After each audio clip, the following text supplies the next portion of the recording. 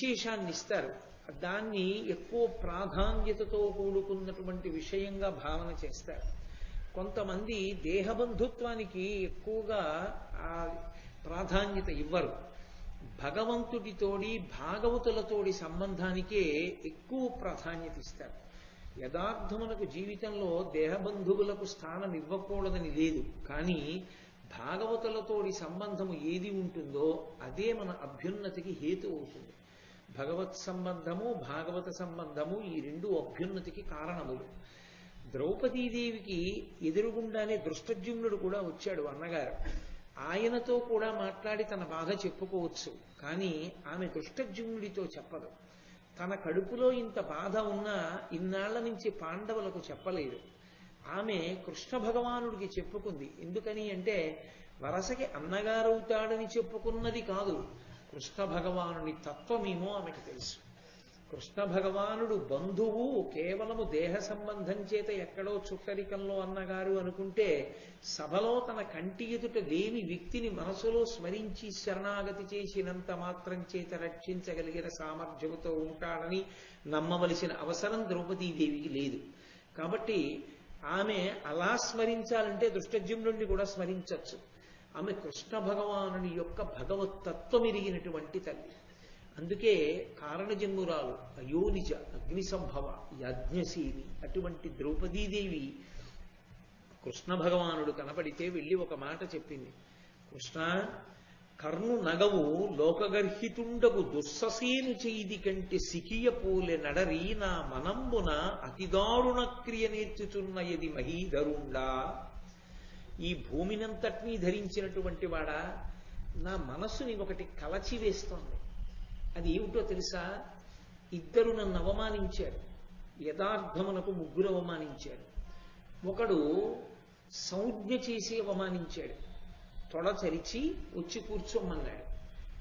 దానికి విరుగుడైపోయింది. భీముడు ప్రతిజ్ఞ చేశాడు. దుశ్శాసనుడు నా బట్టలే కొలవబోయాడు. దానికి నాకు చాలా బాధ కలిగింది. దానికి భీముడు ప్రతిజ్ఞ చేశాడు. ఈ రెండిటికన్నా నన్ను ఎక్కువ బాధ పెట్టింది ఏమిటో తెలుసా? లోకంలో కర్ణుడు నవ్విన నవ్వు నన్ను ఎక్కువ బాధ పెట్టింది. ఒక మహాపతివ్రత అయినటువంటి స్త్రీ ఎంత బాధపడి అంత దుఃఖపడి జ్ఞాపకం వచ్చినప్పుడల్లా ఆమె సిగ్గుపడేటట్టుగా అంత వెకిలి నవ్వు నవ్వగలిగాడు అంటే అసలు ఎంత ప్రమాదకరమైనటువంటిదో. ఎప్పుడు పడితే అప్పుడు, ఎక్కడ పడితే అక్కడ, ఎలా పడితే అలా నవ్వడం అన్నది ఎంత ప్రమాదకరమో అర్థం చేసుకోవచ్చు. నిజంగా ఒక నవ్వు అంత బాధ పెడుతుందని తెలుసుకున్న ద్రౌపదీదేవి తాను కూడా అలా నవ్వినదే అయితే దుర్యోధనుణ్ణి చూసి తత్పాపమే తనని ఇప్పుడు కట్టి కుడుపుతోందనుకుని ఉండేది. ఈ ఒక్క మాట చాలు ద్రౌపదీదేవి నవ్వలేదనడానికి ప్రబల సాక్ష్యం. మయసభలో దుర్యోధనుడికి భంగపాటు జరిగినప్పుడు ఆమె నవ్వలేదు అని. నిజంగా ఆవిడ నవ్వి ఉంటే కృష్ణుడితో ఇప్పుడు చెప్తుంది, ఒకనాడు నేను నవ్వాను, దానికి భంగపాటుగా ఎప్పటికీ నా జీవితంలో గుర్తుండిపోయేటట్టుగా ఒక వెకిలి నవ్వు కర్ణుడు నవ్వాడు కృష్ణ అని చెప్పుండేది. ఆమె అలా చెప్పలేదు. నన్ను దుశ్శాసనుడు చీర పట్టుకు లాగినప్పుడు పొందిన బాధ కన్నా నాకు యథార్థానికి కర్ణుడు నవ్విన నవ్వే అగ్నిహోత్రం ఎలా కాలుస్తుందో అలా నన్ను లోపల అది స్మరణకు వచ్చినప్పుడల్లా కాలుస్తోంది అంది. వెంటనే కృష్ణ భగవానుడు అన్నాడు, అమ్మా, నా నోటి వెంట వచ్చిన మాట ఎన్నడూ ఊరకపోయేది కాదు. సముద్రములన్నీ ఏకమైన, ఈ భూమండలమంతా కదిలిపోయిన, పర్వతములు ఘూర్నిల్లిన నా మాట పోదు. నేను యథార్థం చెప్తున్నాను. ఈ పాండవులకు ఎవరు కీడు చెయ్యాలని తలపెట్టారో అటువంటి ధార్తరాష్ట్రులు వారి బంధుజనులు కురుక్షేత్ర యుద్ధంలో చాలా భయంకరమైనటువంటి మరణాన్ని పొందుతారమ్మా, నువ్వేమి బెంగ పెట్టుకోవద్దు, నా వాక్కు సత్యం అవుతుంది అని అభయం ఇచ్చారు. వెంటనే దృష్టద్యుమ్నుడు జోక్యం చేసుకుని అన్నాడు, వినయ విహీనుల దుర్యోధన దుశ్శాసనుల పవనతనయుడు రాధాతనయుని నరుడు ఏను కుంభజునని చంపుదు ఏలవగవ అంబుజనేత్ర. ఓ చెల్లెలా ద్రౌపది, ఎందుకమ్మా ఏడుస్తావు? అది అన్నా చెల్లెళ్ళ అనుబంధం అంటే. ఎందుకమ్మా ఏడుస్తావు? నిన్ను బాధ పెట్టిన వాళ్ళు ఉన్నారే వినయ విహీనులు, వాళ్ళకి వినయం తెలియదు. ఆ వినయం తెలియనటువంటి దుర్యోధన దుశ్శాసనుల్ని భీమసేనుడు చంపుతాడు. అలాగే కర్ణుణ్ణి రాధాసుతుండు అంటే కర్ణుడు, ఆ రాధాతనయుని నరుడు అర్జునుడు చంపుతాడు కర్ణుణ్ణి. ఇక ద్రోణాచార్యుల వారిని నేను చంపుతాను ప్రతిజ్ఞ చేశాడు కృష్ణోద్యమునుడు. ద్రోణాచార్యుల వారిని నేను చంపుతాను. కాబట్టి ప్రధానమైనటువంటి వీరులందరూ కూడా ఆ కురుక్షేత్ర సంగ్రామంలో పడిపోతారమ్మా, ఎందుకు నువ్వు బాధపడతావు అని అనునయించాడు. అనునయించిన తరువాత కృష్ణుడు జోక్యం చేసుకుని అన్నాడు, ధర్మరాజా, మీరు మీరు మణిసభకి వెళ్ళినప్పుడు, మీరు ధార్తరాష్ట్రుల వద్ద జూదం ఆడినప్పుడు నేను లేను. నేను ఎక్కడో దూరంగా ఉన్నాను. నేను ఉంటే ఇలా జరిగేది కాదు. నేను తప్పకుండా జోక్యం చేసుకునేవాడిని. అలా మాయాద్యూతం ఆడకూడదని ధృతరాష్ట్రుడికి, దుర్యోధనాదులకు, భీష్మద్రోణులకు నచ్చ చెప్పి నేను ఆ ఆట ఆపి ఉండేవాడిని. కానీ ఆ సమయానికి నేను చాలా దూరంలో ఉన్నాను. సాల్వునితో యుద్ధం జరుగుతోంది. అప్పుడు నేను ద్వారకానగరం మీదకి దండెత్తినటువంటి సాల్వుని నిగ్రహించడం కోసమని నేను బయలుదేరి వెడుతున్నాను. అది చాలా దీర్ఘకాలం జరిగింది ఆ యుద్ధం. అందుకని నేను వెనక్కి వచ్చి మిమ్మల్ని ఆదుకోలేకపోయినా నాకు ఆ పరిస్థితిని గమనించే అవకాశం కలగలేదు. కాబట్టి ధర్మరాజా, నేను ఆ సమయానికి రాలేదు, ఇప్పటికి రాగలిగానన్నాడు. నిజమే, కృష్ణ భగవానుడు నిజంగా వచ్చి ఉంటేనే రక్షించగలిగిన వాడైతే ద్రౌపదీదేవిని ఎలా రక్షించాడు? ఇప్పుడు ముందు పద్యంలోనే కదూ నేను ద్రౌపదీదేవి శరణాగతి చెప్పాను. మరి ద్రౌపదీదేవిని రక్షించిన వాడు పాండవులను ఎందుకు రక్షించలేదు? అంటే ద్రౌపదీదేవి శరణాగతి చేసింది, రక్షించాడు. పాండవులు ఎందుకు చెయ్యలేదు? పాండవులకు అసలు కృష్ణుడే జ్ఞాపకం రాలేదు. తెల్లవారి లేస్తే ఏ పని చేసినా కృష్ణ భగవానుణ్ణి తీసుకొచ్చి కూర్చోపెట్టి పూజ చేసి అనుమతి తీసుకుంటే తప్ప కార్యనిర్వహణ చెయ్యనటువంటి పాండవులకు అసలు కృష్ణ భగవానుడు జ్ఞాపకమే రాలేదు.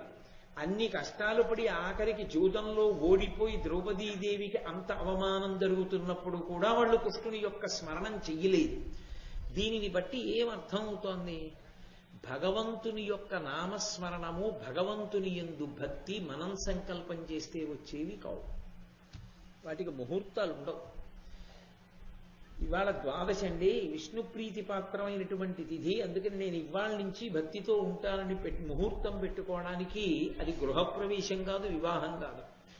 భగవంతుడు స్మరణలోకి రావడానికి, భగవంతుని యందు భక్తి నిలబడడానికి, భగవంతుడున్నాడన్న భయంతో తప్పు చెయ్యకుండా ఉండడానికి భగవంతుని యొక్క అనుగ్రహం ఉన్నవాడికి మాత్రమే సాధ్యం.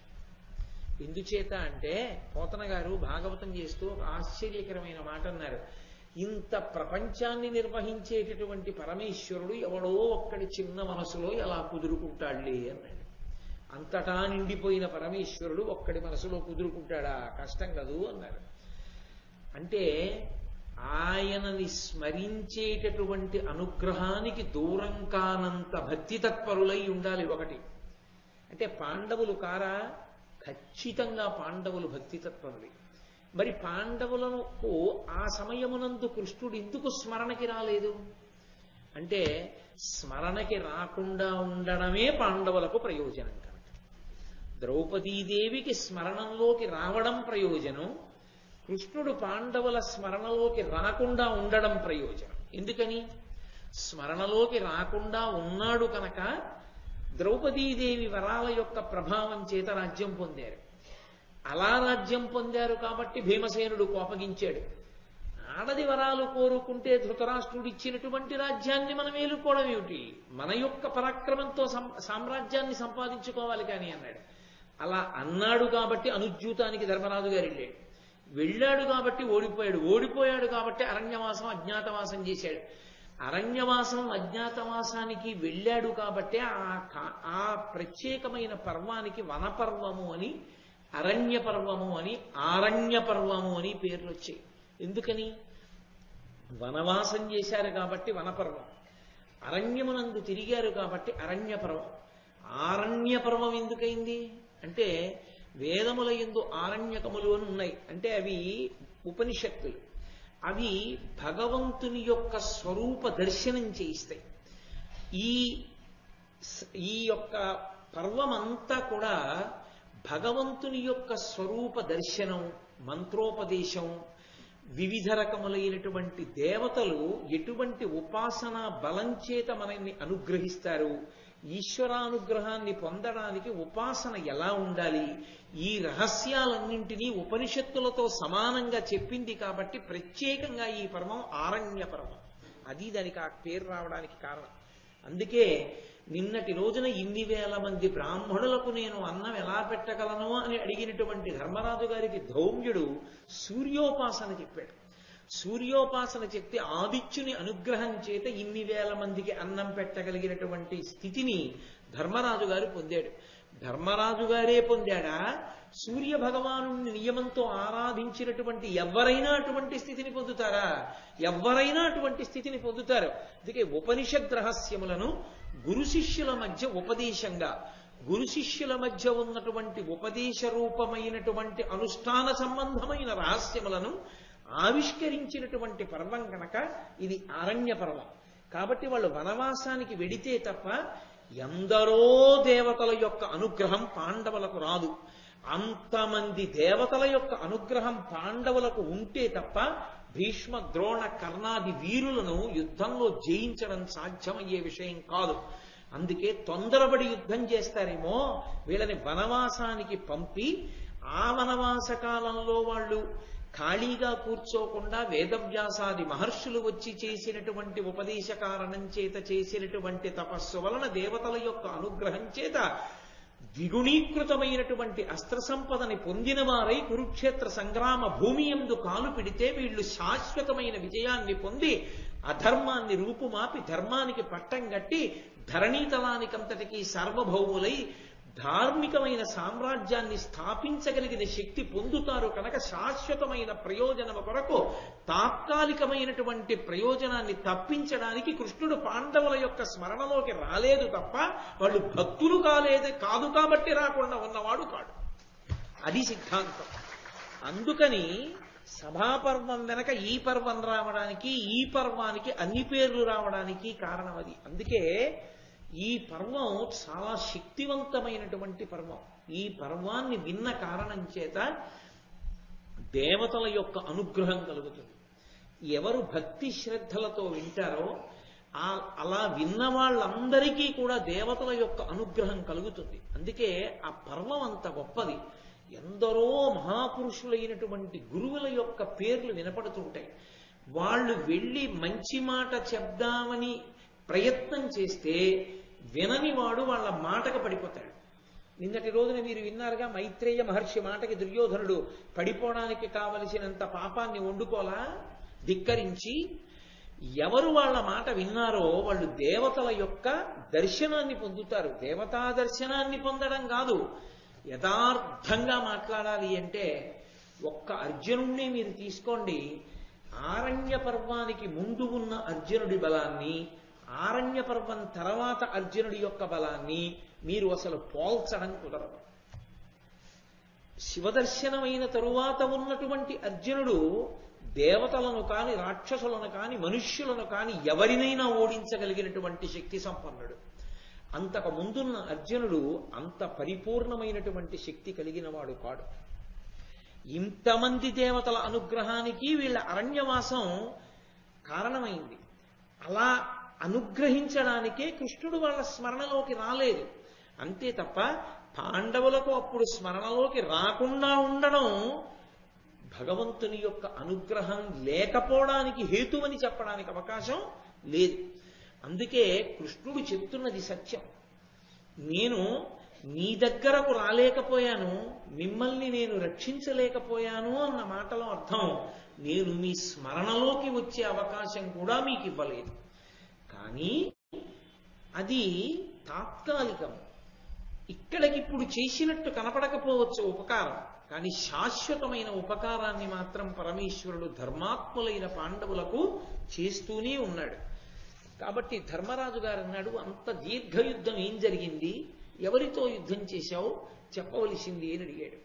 అడిగితే ఆయన సాల్వుని యొక్క ఆఖ్యానాన్ని చెప్పాడు. సాల్వుడు అని ఆయన ఒకానొకప్పుడు భీష్మాచార్యుల వారి చేత ఓడింపబడ్డాడు. ఆయన శిశుపాలుడికి తమ్ముడు. శిశుపాలుడు రాజసూయ మహాయాగంలో శ్రీకృష్ణ భగవానుడికి చేసినటువంటి అగ్రపూజలో కృష్ణుణ్ణి అధిక్షేపిస్తే కృష్ణుడు తన సుదర్శన చక్ర ధారల చేత శిశుపాలుడి యొక్క తల నరికేశాడనేటటువంటి విషయాన్ని విన్నటువంటి సాల్వుడు కృష్ణుణ్ణి ఎలా అయినా నిర్జించాలనేటటువంటి ఉద్దేశ్యంతో ద్వారకానగరం మీదకి యుద్ధానికి వెళ్ళాడు. ఈ సాల్వుడు కాశీరాజు కుమార్తె అయినటువంటి అంబని వివాహం చేసుకోవాలనుకున్నాడు. యథార్థానికి అరణ్యకాండలో ఆ ప్రస్తావన లేదు, కానీ ఒక సమగ్రత కోసం నేను కలుపుతున్నాను. ఆ అంబని వివాహం చేసుకోవాలనుకున్నాడు, కానీ ఈ విషయం తెలియదు. అంబ సాల్వుడిని పెళ్లి చేసుకోవాలనుకుంటోందని, సాల్వుడు అంబని పెళ్లి చేసుకోవాలనుకుంటున్నాడని, వాళ్ళిద్దరి మధ్య అనురాగం ఉందని తెలియనటువంటి భీష్మాచార్యుల వారు అంబా, అంబిక, అంబాలికలను తన సోదరుడైన విచిత్ర వీర్యుడికిచ్చి వివాహం చేయడం కోసమని అక్కడ జరుగుతున్నటువంటి స్వయంవరాన్ని పాడు చేసి తన యొక్క బలపరాక్రమముల చేత జయించి 3 పిల్లల్ని తీసుకొచ్చాడు శత్రువులు ఓడించి. తీరా తీసుకొచ్చిన తర్వాత అంబ నేను సాల్వుణ్ణి వివాహం చేసుకుంటాను, నా మనసు ఆయన యందున్నది అంది. ఆయన యందున్నది అని తెలిసిన విచిత్ర వీరుడు అంబని వివాహం చేసుకోవడానికి ఇష్టపడలేదు. అంబని చేసుకోవడానికి విచిత్ర వీర్యుడు ఇష్టపడకపోతే అన్ని కానుకలు ఇచ్చి ఎంతో గౌరవంగా రథం ఎక్కించి సాల్వుడి దగ్గరికి పంపేశాడు భీష్ముడు. ఎవడో గెలుచుకున్న సొత్తు నాకు ముష్టి వేసినట్టుగా తెచ్చిస్తేనే పుచ్చుకుంటానా, నాకు నువ్వు అక్కర్లేదన్నాడు సాల్వుడు. తిరిగి వెళ్ళిపోయినటువంటి అంబ భీష్ముడిని పెళ్లి చేసుకోమని అడిగింది. అటు విచిత్ర వీర్యుడు చేసుకోలేదు, అటు సాల్వుడు చేసుకోలేదు. ఎత్తుకొచ్చింది నువ్వు, అందుకు నువ్వు చేసుకోమని. నాకు ఆజన్మ బ్రహ్మచర్యం వ్రతం, నేను మా తండ్రి గారికి మాట ఇచ్చాను, అందుకు నేను వివాహం చేసుకోవాలని ఆయన అన్నాడు. సరే, ఆ కథ చాలా దూరం వెళ్ళింది. అది ఎన్ని పుంతలు తొక్కింది, చిట్ట చివరికి ఆ అంబయే శిఖండిగా వచ్చింది. ఆ శిఖండియే భీష్ముని యొక్క పతనానికి కారణమైంది. పతనం అంటే శరీర పతనానికి కారణమైంది. కాబట్టి అటువంటి అంబని వివాహం చేసుకోవాలనుకున్నవాడు సాల్వుడు. ఈ సాల్వుడు శిశుపాలుడిని సంహరించిన కారణం చేత కృష్ణ భగవానుడి మీద పగబట్టాడు. పగబట్టి కృష్ణుడితో యుద్ధం చెయ్యాలని తనకున్నటువంటి సౌంభకము అనబడేటటువంటి ఒక పెద్ద ఆకాశంలో తిరిగేటటువంటి నగరాన్ని ఎక్కి వచ్చాడు. ఆ రోజుల్లో ఆకాశములో తిరుగాడేటటువంటి నగరములు ఉండేవి.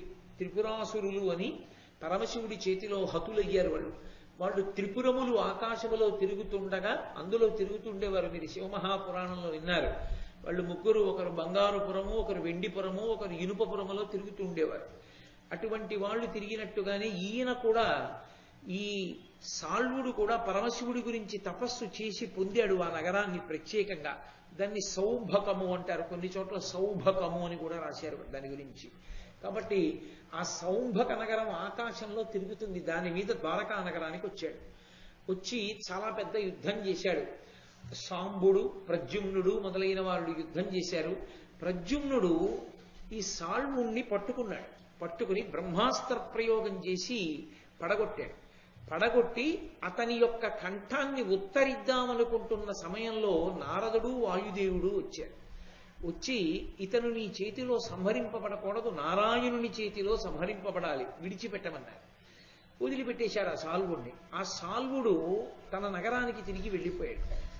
వెళ్ళిపోయిన తర్వాత కృష్ణ పరమాత్మకి ఈ విషయం తెలిసింది. ద్వారకానగరం మీదకి దండెత్తి వచ్చేట సాల్వుడని. ఆయన ద్వారకానగరానికి వెళ్ళారు. ఎక్కడ ఇళ్ల ముందు ముగ్గులు లేవు, ఎవరు సంతోషంగా లేరు, ఎక్కడ వేద పఠనం లేదు, ఏ దేవాలయంలో అర్చనలు లేవు. అన్ని చోట్ల ద్వారకానగరం అంతా ధ్వంసమైనటువంటి సూచనలు కనపడ్డాయి. ఏం జరిగిందని అడిగారు. సాల్వుడు వచ్చి యుద్ధం చేసి పాడు చేసి వెళ్ళాడన్నారు. సాల్వుడి మీదకి యుద్ధానికి కృష్ణ పరమాత్మ వెళ్ళారు. వాడు ఎంత మాయావి, ఎంత టక్కరంటే ఆ సాల్వుడు, శిశుపాలుడు కూడా ఇంత పెద్ద యుద్ధం కృష్ణుడితో చేయలేదు. అది విచిత్రం. ధర్మరాజా, నేను ఎంత పెద్ద యుద్ధం చేయవలసి వచ్చిందో తెలుసా సముద్రపుటొడ్డున ఆ సాల్వుడితో. అతను మాయలు సృష్టించడంలో అతనిని మించినవాడు లేడు. అతను మా తండ్రి అయినటువంటి వసుదేవుణ్ణి బంధించి తన నగరంలో ఉన్నట్లుగా చూపించాడు నాకు. ఏదో శ్రీరామాయణంలో సీతమ్మ తల్లిని సంహరించినట్టుగా ఇంద్రజిత్తు చూపించినట్టు రామచంద్రమూర్తి యొక్క తల నరికి తెచ్చినట్లుగా సీతమ్మకి చూపించినట్టు ఈయన మాయావసుదేవుణ్ణి సృష్టించి తన సౌంభక నగరంలో బంధించి ఉంచినట్లుగా చూపించి ద్వారకా నగరం నుంచి వచ్చినటువంటి ఒక వేగులవాడు కృష్ణ భగవానుడితోటి మన పట్టణానికి వచ్చి అకస్మాత్తుగా ఈ సాల్వుడు వసుదేవుణ్ణి బంధీకృతుణ్ణి చేసి పట్టుకుపోయాడన్నాడు. ఆకాశంలో నగరంలో కనపడినటువంటి వసుదేవుణ్ణి చూసి కృష్ణ పరమాత్మ అంతటి వారు రథంలో పడిపోయారు. ఆయనే మాయని వశం చేసుకుని ఉంటాడు. అటువంటి వాణ్ణి మాయి చేశాడు. స్వయంగా కృష్ణుడు చెప్పుకున్నాడు ధర్మరాజుతో. ఎటువంటి యుద్ధం చేశాడో తెలుసా ధర్మరాజా? పరశు పాశాంకుశ కరవాల శూల ముద్దరములు నా మీద తెరల కురిసే, నేనును కడగీయ దానవు శస్త్రముల్ వాయంగ చేసితి, మాయ చేసి వెరవక సాల్వుండు వెండియు నా మీద పరుష శిలావృష్టి కురిసే, వరుస అమర తమ ప్రకాశములతో దుర్దిన సుదిన శీతోష్ణముల్ గదియ చేసి, దితి సుతాధముండు శత సూర్య శతచంద్ర శత సహస్ర వహ్ని తతులు వెలుగంగా, గగనతలము చేసే పగలిది రేయిది అని ఎరుంగా ఐతి మనములోన. ఎంత భయంకరమైన యుద్ధం చేశాడో తెలుసా ధర్మరాజా? అతను నా మీదకి పరశువులు, గొడ్డళ్ళు, శూలాలు, కత్తులు, గుదియలు కొన్ని లక్షలు కురిపించాడు. వీటన్నిటినీ నేను ఛేదించాను. వాడు నా మీద శస్త్రాల్ని వర్షం కింద కురిపించాడు. అక్కడతో ఊరుకోలేదు. తన మాయ చేత 100 మంది సూర్యుల్ని సృజించాడు. అంత వెలుతురొచ్చేట్టుగా ఒకేసారి 1000 మంది చంద్రుల్ని సృష్టించాడు. కొన్ని వేల అగ్నిహోత్రాల్ని సృష్టించాడు. ఒక్కొక్క రోజున కటిక చీకటైపోయి సూర్యోదయం కానటువంటి రోజుల్ని సృష్టించాడు. అసలు సూర్యాస్తమయం కానటువంటి రోజుల్ని సృష్టించాడు. అక్కడతో ఊరుకోలేదు. అసలు ఇది రాత్రి ఇది పగలు అని తెలుసుకోవడానికి అవకాశం లేదు. ఎప్పుడు రాత్రి చేసేస్తాడో ఎప్పుడు పగలు చేసేస్తాడో అతనికే తెలియదు. అంత మాయ చెయ్యగలడు. నాకు ఏది రాత్రో ఏది పగలో నాకు తెలియరాలేదు. ఎవరు చెప్తున్నారు? కృష్ణ భగవానుడు. అంత చండ ప్రచండమైన యుద్ధం చేశాడు. ఆఖరికి నేను అతనితో అదే పనిగా యుద్ధం చేస్తూ దీర్ఘకాలం పోరు కొనసాగితే నా రథసారథి అయినటువంటి దారుకుడు నాతో ఒక మాట చెప్పాడు. ఇటువంటి దుష్టులతో ఎంతకాలం ఇలా దీర్ఘ పోరాటం చేస్తావు, తొందరగా తెమిల్చి పడగొట్టన్నాడు. అప్పుడు నేను నా సుదర్శనాన్ని స్మరించాను. శార్ంగమనేటటువంటి ధనస్సు పట్టుకుని యుద్ధం చేశాడు సాల్వుడితో కృష్ణ భగవానుడు. అయినా వాడు నిర్జింపబడలేదు. అప్పుడు చక్రాన్ని స్మరించాడు. తడయక ఘోరదర్శన సుదర్శన పావకు చే దహింపగా పడి పరమేశ్వరోగ్ర శరపావక దగ్ధ పురత్రయాభమై ఎడరి ధరిత్రి మీద పడియంచడి సౌంభకము అంత సాల్వుడుం పడియ మదీయ చక్ర పటుపాతరయంబున 2 వ్రయ్యలై. ఆనాడు పరమశివుడు విడిచిపెట్టినటువంటి బాణము చేత దెబ్బతిన్నటువంటి త్రిపురములు నేల మీద ఎలా పడిపోయాయో అలా నా సుదర్శన చక్ర ధాటికి తట్టుకోలేక ఆ సౌంభకం అనేటటువంటి నగరము 2 ముక్కలైపోయి కింద పడిపోయింది. దానితో పాటుగానే సాల్వుని యొక్క శరీరం కూడా 2 ముక్కలై కింద పడిపోయింది. ఆ విధంగా నేను సాల్వుణ్ణి సంహారం చేశాను. ఆ సంహారం చెయ్యడంలో నేను చాలా దీర్ఘ పోరాటంలో ఉండిపోవలసి వచ్చింది. అలా ఉండిపోవడంలో నేను వచ్చి నిన్ను రక్షించలేకపోవడం జరిగింది అని ధర్మరాజు గారిని ఓదార్చి అక్కడి నుంచి బయలుదేరి పాండవులను వీడ్కొని తన చెల్లెలైనటువంటి సుభద్రని మేనల్లుడైనటువంటి అభిమన్యుణ్ణి తీసుకుని ద్వారకా నగరానికి బయలుదేరి వెళ్ళిపోయాడు. ద్రౌపదీదేవి యొక్క అన్నగారైనటువంటి దృష్టద్యుమ్నుడు ఉపపాండవులు అంటే ధర్మజ భీమ అర్జున నకుల సహదేవులకు ద్రౌపదీదేవి యందు పుట్టినటువంటి ప్రతివింధ్యాదులను తీసుకుని దృష్టద్యుమ్నుడు వెళ్ళిపోయాడు. పాండవులు ఇంద్రసేనుడు మొదలైనటువంటి కేవలం 20 మంది భటులతో కొన్ని వేల మంది నిత్యాగ్నిహోత్రీకులైన బ్రాహ్మణులతో ఆ కామ్యకవనాన్ని విడిచిపెట్టి ద్వైతవనానికి వెళ్ళిపోయారు. ఆ ద్వైతవనంలోకి ప్రవేశిస్తూ ధర్మరాజు గారు మిగిలిన 4 తమ్ముళ్ళని పిలిచి చెప్తాడు. వాళ్ళేం పరాక్రమంలో తక్కువ వాళ్ళని కారు, అన్నగారిగా ఆయన ప్రేమ. ఇక్కడ సింహ శార్దూల శరభాది మృగములు తిరుగుతూ ఉంటాయి. అనేకమైనటువంటి మాయలు కలిగిన రాక్షసులు తిరుగుతూ ఉంటారు. కాబట్టి నాయన భీమార్జునుల కుల సహదేవులారా మీరు సర్వకాలముల యందు పరాకుతో ఉండండి అన్నాడు. తమ్ముళ్ల మీద ప్రేమ చేత అరణ్యంలో ఉండేటటువంటి భయంకరమైన పరిస్థితులన్నీ కనపడతాయి ధర్మరాజు గారికి. తమ పరాక్రమం చేత అరణ్యంలో ఉండేటటువంటి అత్యంత సంతోషప్రదమైన విషయాలన్నీ కనపడతాయి మిగిలిన తమ్ముళ్ళకి. అది తేడా. అర్జునుడు అన్నాడు, అన్నయ్య ఆ సంగతి అలా ఉంచు, అసలు ఈ పద్మ సరోవరాలు చూడు, ఈ పర్వతాలు చూడు, వాటి మీద చెట్లు చూడు, కాయలు పళ్ళు, ఆ అరవిరిసినటువంటి పుష్పాలు, వాటి సౌరభం, ఆ లేళ్లు, జింకలు, ఇంతమంది మహర్షులు, తపస్సులు, కుటీరాలు, ఎంత అందంగా ఉందన్నయ్య ఈ ద్వైతవనం, మనం సంతోషంగా ఇక్కడ ఉందామన్నయ్య అన్నాడు. ఆ ద్వైతవనంలో ఉండగా మహానుభావుడైనటువంటి మార్కండేయ మహర్షి వచ్చారు. ఆయన పేరు చెప్పుకుంటే చాలు పరమేశ్వర అనుగ్రహం కలుగుతుంది. ఆయన యుగ యుగముల నుండి ఉన్నటువంటి వాడు. మార్కండేయ మహర్షి యొక్క ఆయుర్దాయం అంటే అంత గొప్ప ఆయుర్దాయం. అందుకే నీకు మార్కండేయాయుష్ కలగాలరా అని ఆశీర్వచనం చేస్తారు. చంటి పిల్లలకి స్నానం చేయిస్తే మార్కండేయాయుష్ నువ్వు పొందాలి అని ఆశీర్వచనం చేస్తారు. ఆ మార్కండేయుడు వచ్చి ధర్మరాజు గారిని చూసి అంటున్నాడు, పితృని దేశమ్మున పృథివీశ్వరత్వంబు విడిచి సానుజుడై పవిత్ర చరిత జానకి తోడ్కుని చని వనంబునున్న రఘుకులనందను రాము తొల్లి చూచితి. ఇప్పుడు భూసురవంశపోషకు సాధుజన సత్యు సత్య ధర్మ నిత్యు ధర్మజు రమణీయ కీర్తిప్రియు శమవంతు చూచితి.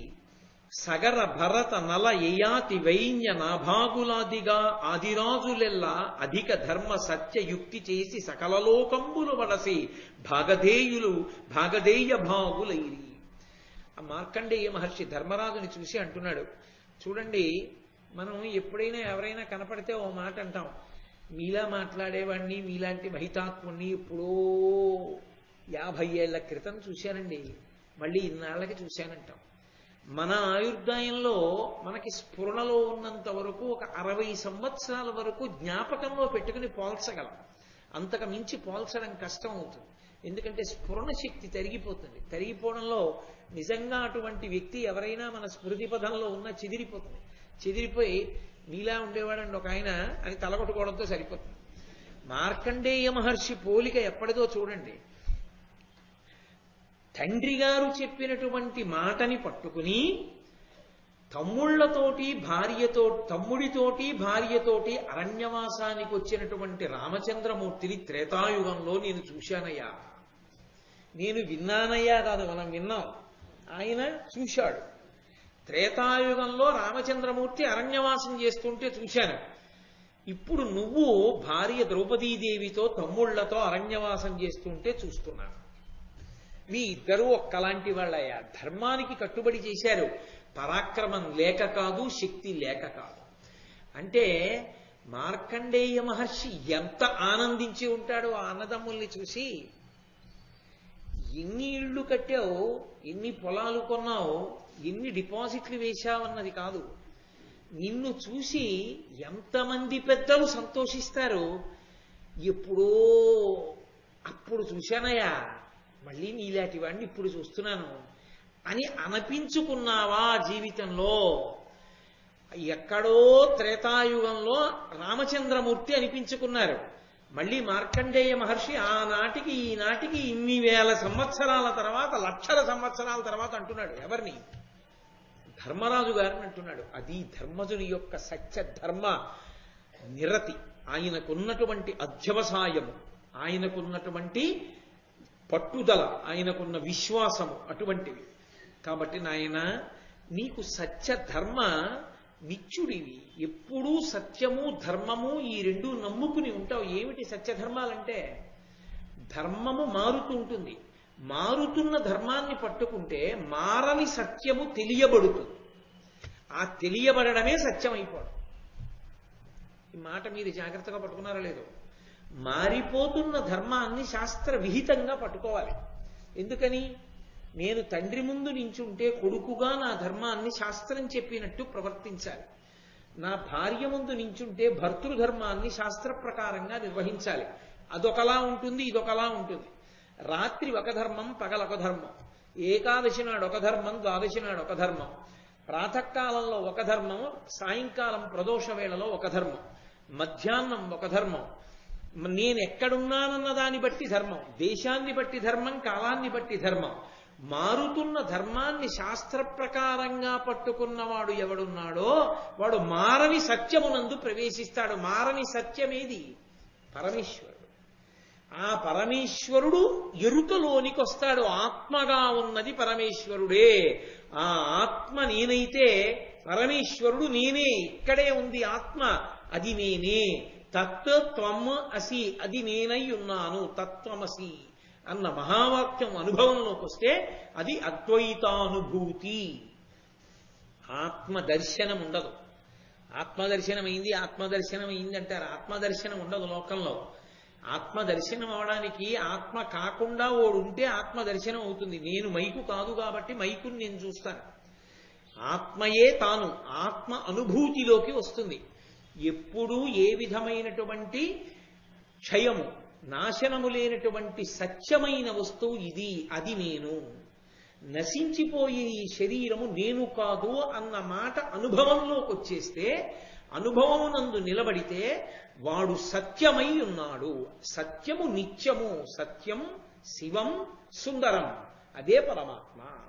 అదే నిజమైన ఆనందం. అది నిజమైన సంతోషకారకము. అది ఉద్బుధం చేస్తుంది ఆనందాన్ని. అందుకని సత్యం శివం సుందరం. అటువంటి సత్య ధర్మ నిరతుడవు నువ్వు ధర్మరాజా. ఆ ధర్మం పట్టుకుని సత్యముగా నిలబడడానికి యోగ్యమైన స్వరూపమును పొంది ఉన్నవాడివి. అటువంటి నిన్ను చూసి నేను ఎంత సంతోషిస్తున్నానో తెలుసా? లోకంలో కోట్ల మంది పుట్టారు చెదపురుగులు పుట్టినట్టు. ఎంతమంది రాలిపోయారు. ఎందరో ఎన్ని కోట్ల మందో వెళ్ళిపోయారు. కొంతమంది పేర్లు మిగిలిపోయాయి ధర్మరాజా. సగర, భరత, నల, యయాతి, వైన్య, నాభాగుడు, ఇలాంటి రాజుల పేర్లు మిగిలిపోయాయి. ఎందుకు మిగిలిపోయాయో తెలుసా? వాళ్ళు సత్యధర్మములను పట్టుకున్నారయా. వాళ్ళందరినీ నేను చూశాను. ఇవాళ నిన్ను చూస్తున్నాను. చాలా సంతోషంగా ఉందో. నీ సత్యధర్మములు నిన్ను కాపాడతాయి. ఏమీ బెంగపెట్టుకో.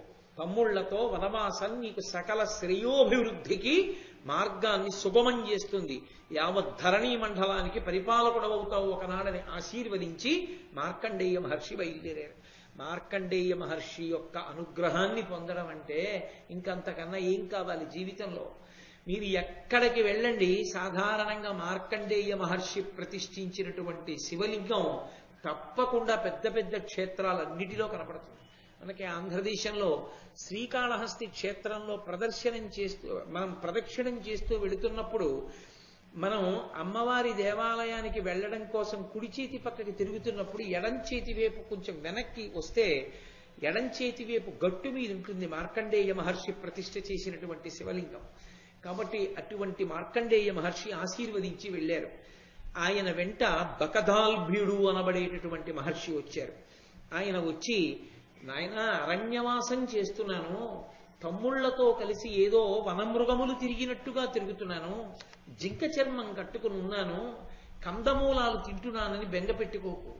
నీ అభ్యున్నతి కొరకే వచ్చింది వనవాసం. నీ తమ్ముళ్ల అభ్యున్నతి కొరకే వచ్చింది వనవాసం. కాబట్టి నా మాట నమ్ము. దుష్టులైనటువంటి దుర్యోధనాదులు మడిసిపోతారు.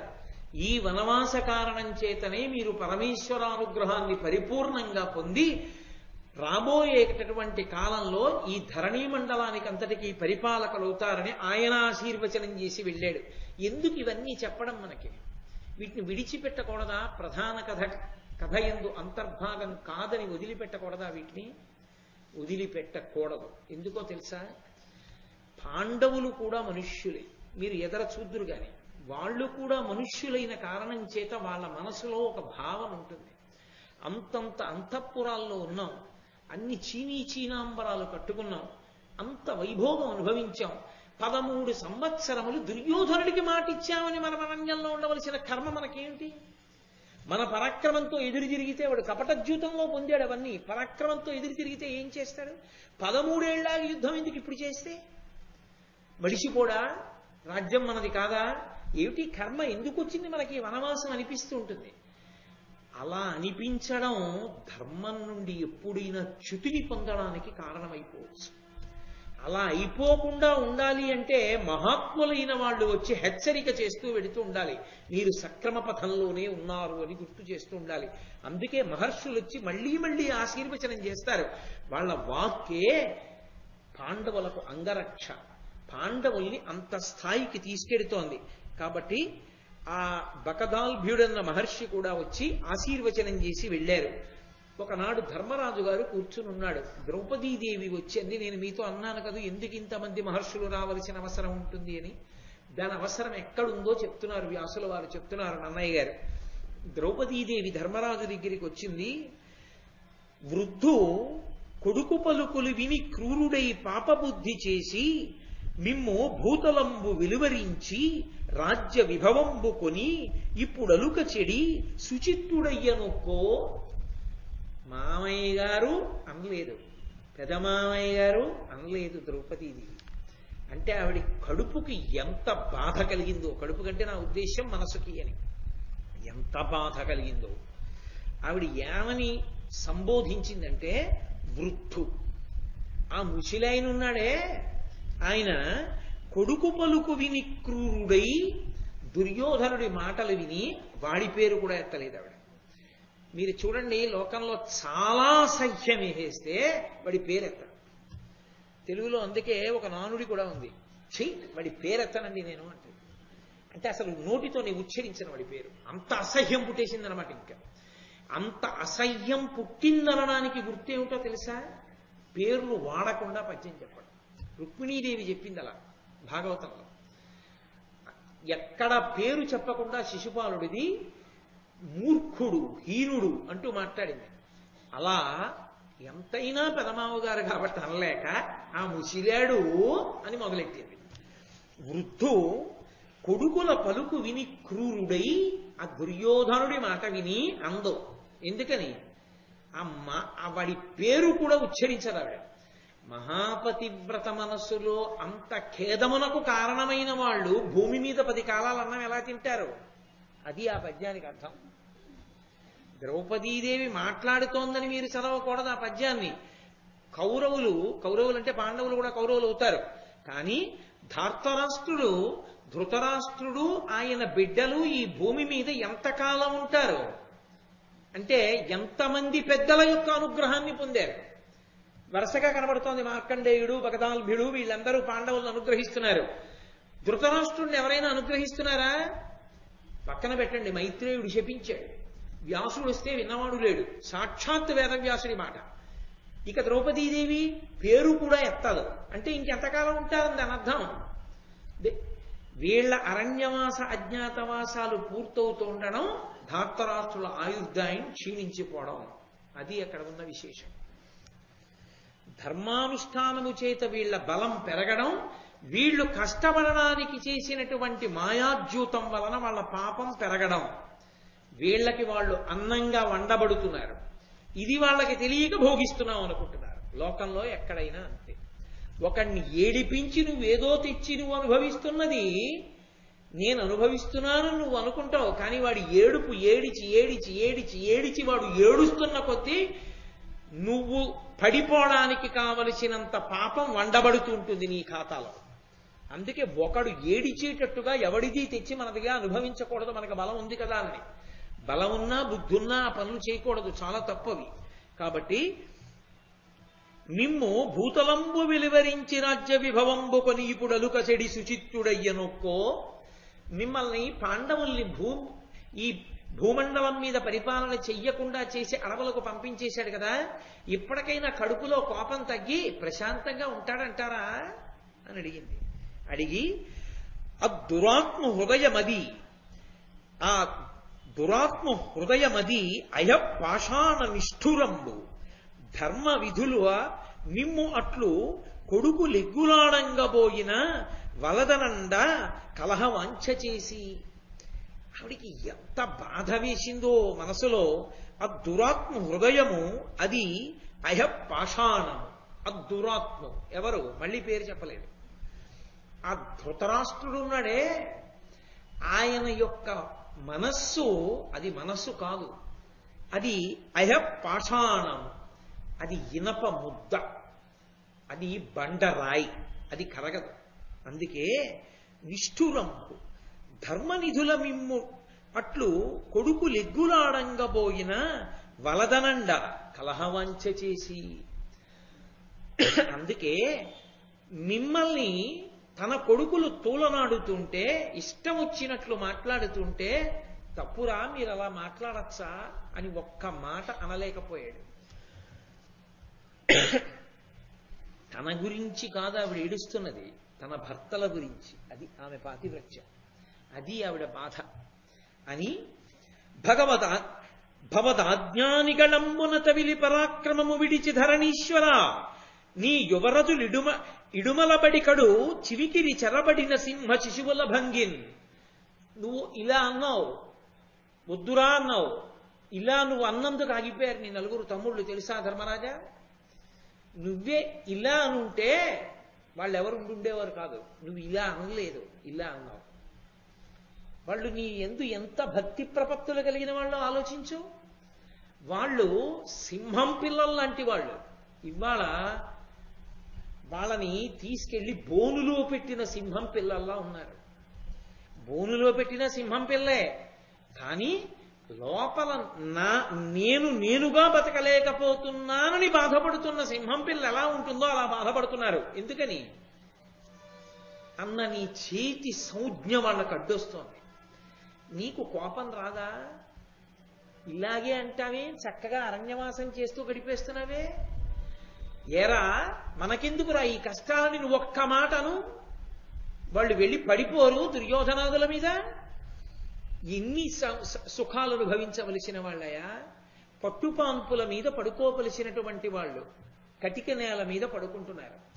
మృష్ణాన్న భోజనం చెయ్యవలసిన వాళ్ళు మునుల్లా కందమూలాలు తెచ్చుకుని తింటున్నారు. అనేక మంది మహారాజులు వచ్చి ప్రతిరోజు పాదపీఠం మీద పెట్టబడినటువంటి నీ పాదములకు నమస్కరించినటువంటి కారణం చేత రాజుల యొక్క కిరీటములలో పొదగబడిన మణుల కాంతుల చేత ఎరుపెక్కవలసిన నీ పాదములు అరణ్యములలో తిరిగిన కారణం చేత పర్వతముల యొక్క గైరికాది ధాతువులు అంటుకుని ఎరుపెక్కి ఉన్నాయి. 10,000 మంది బ్రాహ్మణులకి భోజనం పెట్టి బంగారు పాత్రలలో వాళ్ళు ఆచమనం చేసి భోజనం చేసిన తరువాత బ్రాహ్మణోచ్ఛిష్టంగా భోజనం చేసే అలవాటు ఉన్న నువ్వు పచ్చి ఆకు పెట్టుకుని దాని మీద భోజనం చేస్తున్నావు. ఎక్కడో అంతఃపురంలో కమ్మని భోజనం చెయ్యవలసినటువంటి ధర్మరాజా, ఇవాళ దుంపలు, తేనె, కాయలు, పళ్ళు ఏరుకు తెచ్చుకు తింటున్నావు. 10,000 ఏనుగుల బలం కలిగినటువంటి భీమసేనుడు కేవలం కాయలు, పళ్ళు, దుంపలు తిని చిక్కిపోయాడు. 5 బాణములను ఏకకాలంలో ఏ చేతితోనైనా విడిచిపెట్టగలిగినటువంటి కవ్వడి అయినటువంటి పార్థుడు, అర్జునుడు ఇవాళ తన గాంధీవానికి, తన పౌరుష పరాక్రమాలకి, తన ధనుర్విద్యకి అవకాశం లేక జంతువుల వెంట పరిగెత్తి బాణాలు వేసుకుంటున్నాడు. సౌఖ్యాలకే అలవాటు పడినటువంటి నకుల సహదేవులు పరమదీనులై అరణ్యవాసం చేస్తున్నారు. మనుష్యుని యందు 2 ఉంటాయి, ఒకటి ఓర్పు, 2 పరాక్రమము. ఈ 2 ఒకదాన్ని ఒకటి ఆపుకుంటూ ఉంటుంది. ఎంతో పరాక్రమం ఉన్నవాడు విజృంభించలేదంటే కారణం ఏమిటి? ఓర్పు. ఓర్పు పట్టి తేజస్సుని అణిచేసుకుంటున్నాడు. ఒకానొకప్పుడు బలిచక్రవర్తి తన తాతగారైన ప్రహ్లాదుడిని అడిగాడు, ఓర్పు గొప్పదా పరాక్రమం గొప్పదా అని అడిగాడు. ఊరే, ఎంతో పరాక్రమం ఉండి కూడా అర్థరహితంగా ఓర్పు పట్టడం మంచిది కాదు. ఎంతో పరాక్రమం ఉంది కదా అని ఓర్పు విడిచిపెట్టి యుద్ధానికి వెళ్ళడము మంచిది కాదు. ఎంత ఓర్పు పట్టాలో అంత ఓర్పు పట్టాలి. ఎప్పుడు పరాక్రమం ప్రదర్శించాలో అప్పుడు పరాక్రమం ప్రదర్శించాలి. రెండిటినీ నమ్మాలి తప్ప, రెండిటినీ ప్రదర్శించాలి తప్ప ఏదో ఒకటి పట్టుకుని రెండవదాన్ని అణిచేయడం వ్యక్తి వికసనానికి మార్గం కాదు సుమా అని ఆనాడు ప్రహ్లాదుడు బలిచక్రవర్తికి చెప్పాడు. ఓ ధర్మరాజా, నువ్వు ఆ మాట ఎందుకు పాటించట్లేదు? నువ్వు ఓర్పు పట్టి ఉండడానికి అవతల వాళ్ళు కూడా ఏదో నీతో ఒక్కసారి జూదమాడి నిన్ను అరణ్యానికి పంపించిన వాళ్ళైతే ఊరుకోవచ్చు. తప్పు మీద తప్పు చేస్తున్న వాళ్ళు ధార్తరాష్ట్రులు. ఒకసారి మాయాద్యూతమాడి రాజ్యభ్రష్టుల్ని చేసి నన్నెంతో అవమానించారు. ఏదో ధృతరాష్ట్రుడు రాజ్యం ఇచ్చాడు, వెళ్ళిపోయాం. మళ్ళీ మాయాద్యూతానికి పిలిచారు, మళ్ళీ 12 ఏళ్ళు అరణ్యవాసం, 1 సంవత్సరం అజ్ఞాతవాసం అని విషపెట్టి మళ్ళీ మమ్మల్ని పంపించారు. మనని ఇంత బాధ పెడుతూ, కవ్విస్తూ, అవమానం మీద అవమానం చేస్తూ, తప్పు మీద తప్పు చేస్తున్నటువంటి కౌరవుల పట్ల తేజస్సుని ప్రకటించవలసిన సమయం ఆసన్నమైనప్పటికీ ధర్మమన్న మాట అడ్డుపెట్టి ఓర్పు వహిస్తూ నువ్వెందుకు పరాక్రమంతో విజృంభించట్లేదు? ఎందుకు నీకు కోపం రాదు? నీకు అసలు కోపం రాదా? కోపం వచ్చి నీ తమ్ముళ్లతో మాట్లాడవా? ఎప్పుడు ఓర్పు అన్న మాట ఒక్కటే నమ్ముకుంటావా? నీ చరిత్రలో పరాక్రమం అన్న మాటకి స్థానం లేదా? ఎన్నాళ్ళు ఇలా ధర్మం అన్న మాట చెప్పి ఇలా కూర్చుంటావు, అరణ్యవాసం చేస్తూ? ఎన్నాళ్ళు నీ తమ్ముళ్ళు కష్టాలు పడాలి? నేనన్న మాట ఆవిడ వాళ్లేదు. ఎన్నాళ్ళు కష్టాలు పడాలి? నాకు కాదయా కష్టం, మీ కష్టాలు చూసి నేను బాధపడుతున్నాను. నీ సేవ నాకు సంతోషం ఎక్కడున్నా. కానీ ఈ కష్టాలు ఎన్నాళ్ళు? నీ పరాక్రమంతో విజృంభించవా? నీకు కోపం రాదా?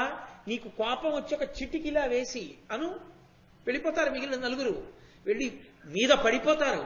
ఎందుకనవా మాట అంది. అంటే ధర్మరాజు గారి ఆయన అన్నాడు, కోపం తెచ్చుకోమని కదా ద్రౌపది చెప్తున్నావు, నోర్మై నీకేం తెలుసు అని కూడా కోపం తెచ్చుకోవచ్చు.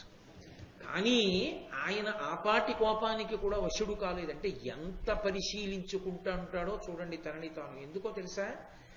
బయట నుంచి వచ్చేదైతే కనపడుతుంది, వచ్చేస్తోందని తప్పుకోవచ్చు. మళ్ళీ ఎక్కడ నుంచి వస్తోందో మనకి తెలియదు, ఫలానా చోటు నుంచి వస్తుందని ఉండదు. రావడానికి అదును కోసం ఇక్కడ కూర్చుంటుంది.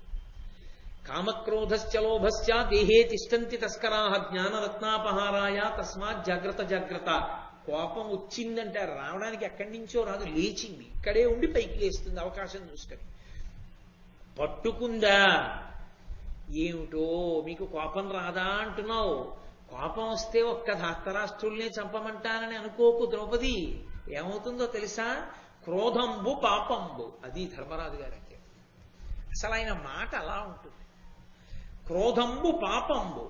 క్రోధంబునన చేసి యగుజువ్వే ధర్మ కామార్థహాని.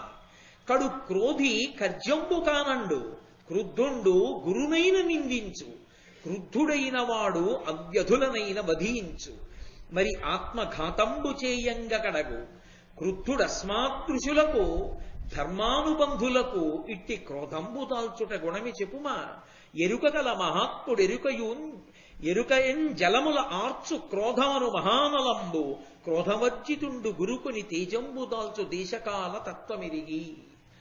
కోపం తెచ్చుకోరా అంటున్నావు ద్రౌపది, కానీ క్రోధమే పాపము. క్రోధం ఏం చేస్తుందంటే ఏది ఈశ్వరుడు చెయ్యవద్దన్నాడో అవన్నీ చేయిస్తుంది. అదే ధర్మ అర్థ కామములను చెడగొట్టేస్తుంది. చాలా కోపానికి వశుడైపోయినటువంటి వాడు యుక్తాయుక్త విచక్షణ మర్చిపోతాడు కార్యంలో. ఆఖరికి తన గురువుని కూడా నిందిస్తాడు. ఆఖరికి ఎంత పెద్దవాళ్ళని యుక్తాయుక్త విచక్షణ లేకుండా వధించేస్తాడు. తనని తాను కూడా చంపేసుకుంటాడు. ఆత్మహత్య కూడా చేసుకుంటాడు కోపం ఎక్కువైపోయిన వాడు. కాబట్టి ధర్మాన్ని నమ్ముకున్న నాలాంటి వాళ్ళకి కోపం తెచ్చుకోమని నువ్వు చెప్పడం, నేను తెచ్చుకోవడం సబబే. ఎవడు జ్ఞానమును పొందిన మహాత్ముడుంటాడో వాడు జ్ఞానమనబడేటటువంటి నీటి చేత కోపం అనేటటువంటి అగ్నిని చల్లార్చేస్తాడు. కాబట్టి క్రోధాన్ని పొందకూడదు ద్రౌపది. యుక్తాయుక్తముతో జాగ్రత్తగా ఆలోచన చెయ్యాలి. అంటే ద్రౌపదీదేవంది ధర్మరాజు గారితో అనలేదు, ఏమిటో ఇంత మంచి మనిషి, ఇప్పుడు కూడా కోపం రాదు, ధర్మం ధర్మం ధర్మం సత్యం అని అలా పట్టు కూర్చున్నారే, ఇన్ని కష్టాలు, ఎంత బాధో పిచ్చి తల్లికి. నిజంగా ఆవిడ గొణుక్కుంది తనలో తాను. ధర్మరాజు గారికి వినపడింది. ఆవిడ ధర్మరాజు గారితో అనలేదు, అన్నీ విని చూడండి, పోన్లేవే వాడి కర్మవాడి, నాకెందుకు పెద్దవాడిని అన్నాడు అనుకోండి అన్నగారు.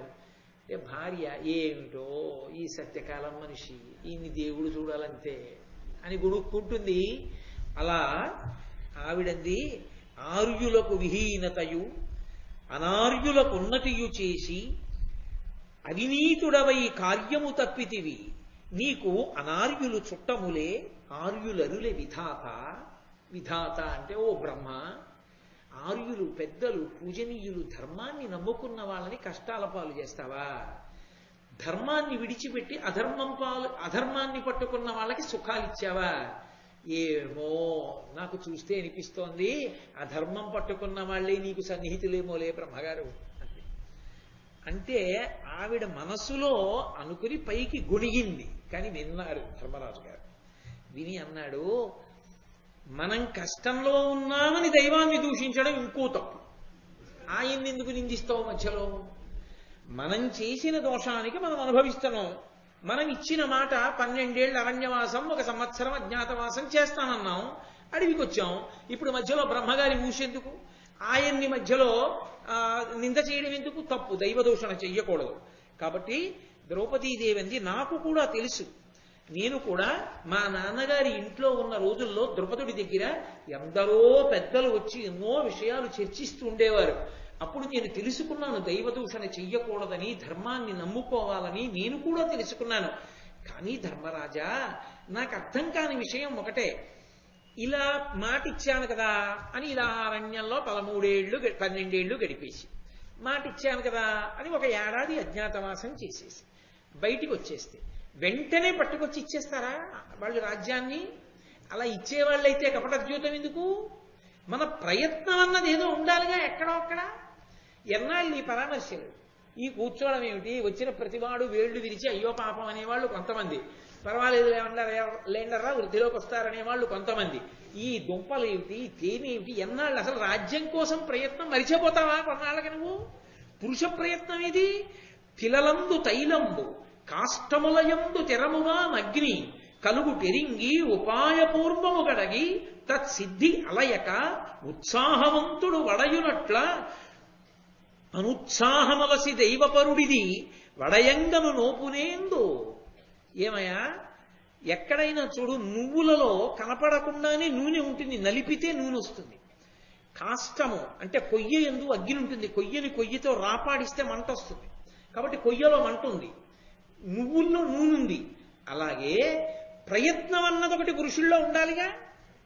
ఆ ప్రయత్నం అన్నది పురుషుల్లో ఉంటే నలిపినటువంటి నువ్వుల గింజలోంచి నూనె వచ్చినట్టు, రాపాడించిన కర్రల్లోంచి అగ్ని పుట్టినట్టు నీలోంచి ఒక ప్రయత్నం అన్నది ఏదో బయటికి రావాలి కదా.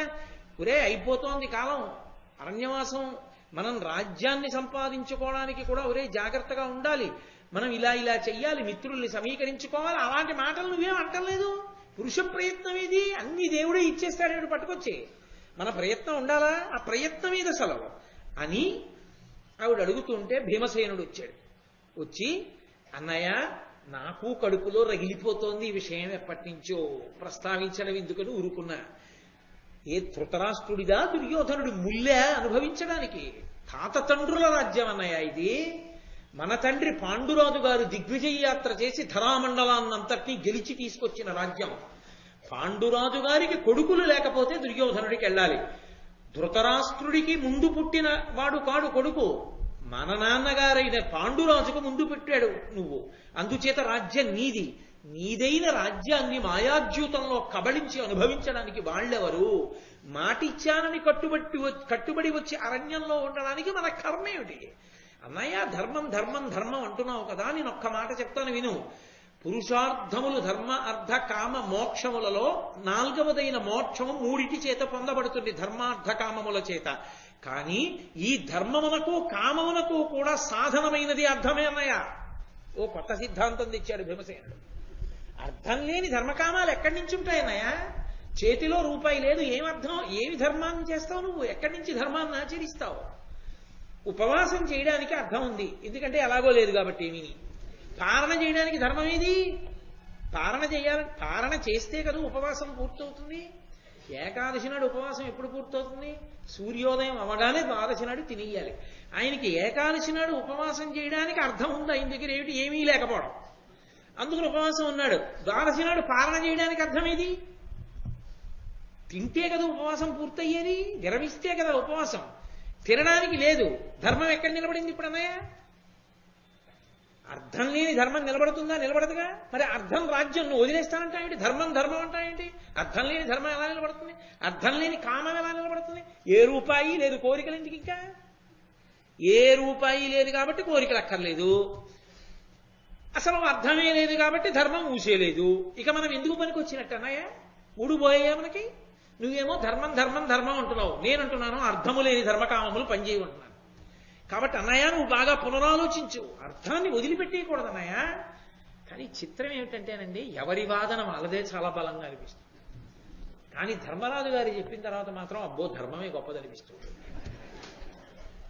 నరనుత నీ అనుజ్ఞగొని నాడ విరోధుల నెల్లబోరిలో సరభస వృత్తి నుక్కడగ చంపితిమేని మహోగ్ర కాననాంతరముల నుండకుండ నతిదారుణ దుర్మృగ సంగమంబునంబరయకయుండగా మనకు బోలు నమందమన ప్రియంబుగన్. ఆనాడు మాయాద్యూతం జరుగుతుంటే రాజ్యమంతా ఓడిపోయిన తర్వాత ద్రౌపదీదేవిని వాళ్ళు అవమానించబోతుంటే నేను గదాదండం పట్టుకుని పైకి లేచాను. ఒక్కసారి తలలు పగలగొట్టేద్దాం అందరు వీరని. నువ్వేమన్నావు అన్నావు, ఆగిపోయాను. అలా అనకుండా ఉంటే అన్నయ్య ఈ పాటికి రాజ్యం మందే, అనుజ్యూతం లేదు. నీ వల్ల కదా వచ్చింది. ఏమిటి మనని మాయ చేసిన వాళ్ళు అంతఃపురాల్లో ఉన్నారు, ధర్మానికి కట్టుబడిన మనం మృగాల మధ్యలో అరణ్యంలో ఉన్నాం. ఏమిటన్నయ్య ఈ ప్రారంధం? సమయాతిక్రమ భీతిని క్షమయాకులమైన మనల కౌరవులు పరాక్రమహీనులుగా తలతొరు సమరోత్సాహంబు విడిచి జడమతినున్నారు. అన్నయ్య మనం సమయానికి మనం ఇచ్చిన మాటకి కట్టుబడ్డాం. 12 ఏళ్లు అరణ్యవాసం, 1 ఏడాది అజ్ఞాతవాసం అయిపోతే తప్ప యుద్ధానికి వెళ్ళకూడదు అన్న నీ మాటకి కట్టుబడి మేము కూర్చున్నాం. బాగుంది అన్నయ్య, మేము కూర్చున్నాం. కానీ వాళ్ళేమంటున్నారు? కౌరవులు ధార్తరాష్ట్రులు ఏమంటున్నారు? మీరు చేతకాని వాళ్ళేం చేస్తారులే, మన్ని వాళ్ళు ఏమైనా చేయగలరు ఏమిటి, అందుకని చేత కాక మనం ఓడిస్తే వెళ్ళి ఉండండ్రా అంటే అడవుల్లో కూర్చున్నారంటున్నారు. అన్నయ్య, మనం సత్యానికి కట్టుబడినట్టుగా మన శత్రువుకి కనపడటం లేదు. మనం పరాక్రమం లేని వాళ్ళలా మనం వాళ్ళకి కనపడుతున్నాం. కనపడుతున్నప్పుడు ఎందుకన్నయ్య ఈ ధర్మం, ఎందుకు ఈ అక్కర్లేనితనం? వాడు చేతకానితనంగా భావిస్తున్నప్పుడు మన చేతనైనతనం ఏమిటో చూపిస్తే పోతుంది. తగిలి నిత్యంబు నేకాంత ధర్మనిరుతుడగుట యుక్తమే పురుషునకు, అట్టి వాని వెలయ నర్ధకామంబులు విడుచు ప్రాణ బిగుతు సుఖదుఖంబులు 2 విడుచునట్లు. అన్నయ్య, ధర్మం ధర్మం ధర్మం ధర్మం అని ఒక్క ధర్మాన్నే పట్టుకుంటే అర్ధకామములు 2 వాడిని విడిచిపెట్టేస్తాయి. ఆ మనుష్యుణ్ణి ఎలా విడిచిపెట్టేస్తాయో తెలుసా అన్నయ్య? ఒక్కసారి శరీరంలోంచి ప్రాణములు బయటికి వెళ్ళిపోయిన తరువాత ఇక ఆ శరీరమునకు సుఖము దుఃఖము అన్న 2 ఉండవు. పట్టుకొచ్చి బూందీ నోట్లో పోసినా సుఖం లేదు, నిప్పుల మీద పట్టుకెళ్ళి కాల్చినా దుఃఖం లేదు. సుఖము దుఃఖము ఎలా ఉండవో ప్రాణములు పోయాక, అలాగే అర్థము పోయినటువంటి వ్యక్తికి ధర్మము కామము ఉండవన్నయ్య. కాబట్టి అర్థమునందు అనురక్తి ఉండాలి. తిరిగి రాజ్యమును సంపాదించుకోవాలనేటటువంటి కోరిక మనకి ఉండి తీరాలి. శత్రుల రాజి నోర్చుటయు సర్వభయంబుల పొందకుండగా ధత్రి పరిగ్రహించి ఉచిత స్థితి కాంచుటయున్ ప్రియంబుతో పాత్రులకర్ధమీగియును బ్రాహ్మణ పూజయు జువ్వే ఉత్తమ క్షత్రియ ధర్మముల్ సుగతి కారణముల్ విపులార్థమూలముల్. అన్నయ్య, అసలు క్షత్రియుడికి ధర్మాలేమిటి? శత్రుల నాజీ నోర్చుటయు, యుద్ధంలో శత్రువుల్ని పరిమార్చాలి. చేస్తున్నామా మనం? ధర్మం అన్న పేరుతో వచ్చి ఇక్కడ కూర్చున్నాం, సత్యవాక్యానికి బద్ధులమయ్యామని. సర్వభయంబుల పొందకుండగా ధత్రి పరిగ్రహించి ఉచిత స్థితి కాంచుటయున్, ఎవ్వరికీ భయం లేని స్థితిలో మనం ఈ రాజ్యాన్నంతటినీ కూడా పొంది ప్రజలను రక్షిస్తూ సమర్థవంతమైన పరిపాలన అందించాలి. అందిస్తున్నామా తెలిసి ఇక్కడే కూర్చున్నాం. రాజ్యాన్ని దుర్మార్గుడు పరిపాలిస్తున్నాడు, ప్రజలు బాధలు పడుతున్నారు. ప్రియంబుతో పాత్రులకు అర్థమీగియును, పాత్రులైన వాళ్ళు ఉంటారు, వాళ్ళకి అవసరం ఉంటుంది, వాళ్ళు నిజంగా పొందవలసిన వాళ్ళు, అటువంటి వాళ్ళకి ఏదో రూపాయో ఎంతో కొంత ఇవ్వవలసి ఉంటుంది. వాళ్ళకి ఇవ్వడానికి అర్థం ఉండాలా చేతిలో? ఇవ్వడానికి మన దగ్గర ఏం లేదు. 1000 మంది బ్రాహ్మణులు వచ్చి అన్నం పెట్టమంటే స్పృహ తప్పిపోయావా లేదా? అప్పుడు మళ్ళీ ఆ మహానుభావుడు ఆదిత్యుడిని ప్రార్థన చేసి అక్షయ పాత్ర పొందావా లేదా? కాబట్టి అన్నయ్య, డబ్బు ఉంటే కదూ పాత్రత ఉన్నవాడికి ఉపకారం చేయడం. బ్రాహ్మణ పూజయు, వేదం చదువుకున్న బ్రాహ్మణుణ్ణి పోషించడానికి చేతిలో అర్థం ఉండాలా? ఉత్తమ క్షత్రియ ధర్మముల్ సుగతి కారణముల్ విపులార్థమూలముల్. అవి అన్నయ్య సరి అయినటువంటి ఉన్నతమైన గతులను పొందడానికి క్షత్రియ ధర్మాన్ని మనం అనుష్ఠించాలి. కానీ మనం అసలు క్షత్రియ ధర్మాన్ని విడిచిపెట్టేశాం. విడిచిపెట్టేసి సత్యవాక్యానికి కట్టుబడ్డామన్న పేరుతో, ఇచ్చిన మాట నిలబెట్టుకుంటున్నామన్న పేరుతో వచ్చి నిష్కారణంగా అరణ్యంలో కూర్చున్నాం. నువ్వు ఆలోచించు అన్నయ్య, మనం పొరపాటు చేస్తున్నామేమో, కాబట్టి యుద్ధం చేద్దాం. నువ్వు ఓను. మనకి మిత్రులైనటువంటి రాజులు ఉన్నారు కొంతమంది. కృష్ణ భగవానుడి ప్రార్థన చేస్తే కొంతమందిని పంపుతాడు. ద్రుపదుని యొక్క కుమారుడు దృష్టజ్యుమ్నుడు ఉన్నాడు. యాదవ వృష్ణి వంశములకు చెందినటువంటి రాజులు ఉన్నారు. వీళ్ళందరినీ తోడుగా తీసుకుని సైన్యాల్ని పూంచుకుని మనం యుద్ధానికి వెడదాం దుర్యోధనుడి మీదకి.